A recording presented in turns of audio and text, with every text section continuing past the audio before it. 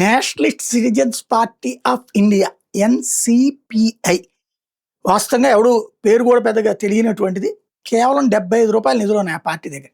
ఇప్పుడు ఒక్కసారిగా వార్తలోకి వచ్చింది. తృణమూల్ కాంగ్రెస్ పార్టీ నుంచి 20 మంది తిరుగుబాటు ఎంపీలు దీనిలో విలీనం కావాలని నిర్ణయించుకోవడం దీనికి కారణం. ఎంపీ ఎమ్మెల్యేలు కాదు కదా, ఒక్క వార్డు సభ్యుడు కూడా లేని ఈ పార్టీ ఇప్పుడు స్పీకర్ ఆమోదిస్తే లోక్సభలో పెద్ద పార్టీలు సరసన చేరబోతుంది. ఈ పార్టీ బ్యాంక్ ఖాతాలో 22-23 ఆర్థిక సంవత్సరానికి ఉన్న నగదు నిల్వ కేవలం రూ. 75. 23, 24, 24, 25 ఆర్థిక సంవత్సరంలో ఆడిట్ వేదికలు అయితే ఈసీ దగ్గర లేని కూడా లేవు. తృణమూల్ తిరుగుబాటు ఎంపీ లేఖ మీద న్యాయ నిపుణుల అభిప్రాయాన్ని లోక్సభ స్పీకర్ ఓం బిర్లా తీసుకోబోతున్నారు. పార్లమెంట్ వర్షాకాల సమావేశాలు నిర్ణయం వెలువడుతుందని చెప్తున్నారు. ఎంపీలు ఎమ్మెల్యేలు చీలిపోవడం కాకుండా వాళ్ళ ఆమోదంతో పార్టీ నాయకత్వం మొత్తం వేరే పార్టీలో విలీనాన్ని నిర్ణయించుకుంటే అప్పుడు పార్టీ ఫిరాయింపుల నిరోధ చట్టం వర్తించదని లోక్సభ మాజీ సెక్రటరీ జనరల్ పీడీటీ ఆచార్య చెప్పారు.